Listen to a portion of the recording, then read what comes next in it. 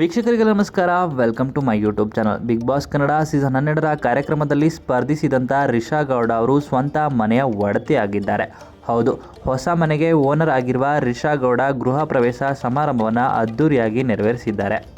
ಬಹಳ ವರ್ಷಗಳ ಕನಸು ಇದೀಗ ನನಸು ಮಾಡಿಕೊಂಡಿದ್ದಾರೆ ರಿಷಾ ಗೌಡ ಅವರು. ನಟಿಯೂ ಕೂಡ ಹೌದು. ಮಾಡೆಲ್ ರಿಷಾ ಗೌಡ ಅವರು ಸ್ವಂತ ಮನೆಯನ್ನು ಖರೀದಿಸಿದ್ದಾರೆ. ತಮ್ಮ ನೂತನ ನಿವಾಸದ ಗೃಹ ಪ್ರವೇಶವನ್ನು ರಿಷಾ ಗೌಡ ಅದ್ದೂರಿಯಾಗಿ ನೆರವೇರಿಸಿದ್ದಾರೆ. ಇನ್ನು ನಟಿ ರಿಷಾ ಗೌಡ ಅವರು 20ರ ಆಸುಪಾಸಿನಲ್ಲಿ ಇದ್ದಾಗಲೇ ಸ್ವಂತ ಮನೆ ಮಾಡಬೇಕು ಎಂಬ ಕನಸು ಕಟ್ಟಿಕೊಂಡಿದ್ರಂತೆ.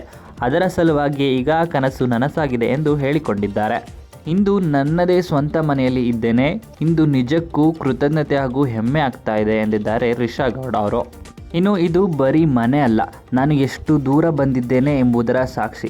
ಇದಕ್ಕಾಗಿ ಹಲವು ಹೋರಾಟಗಳನ್ನು ನಾನು ಜಯಿಸಿದ್ದೇನೆ ಎಂದು ತಮ್ಮ ಪೋಸ್ಟ್ನಲ್ಲಿ ಬರೆದುಕೊಂಡಿದ್ದಾರೆ ರಿಷಾ ಗೌಡ. ಅಂತೂ ದೇವರು ನನ್ನ ಈ ಪಯಣಕ್ಕೆ ಪ್ರತಿಫಲ ನೀಡಿದ್ದಾರೆ.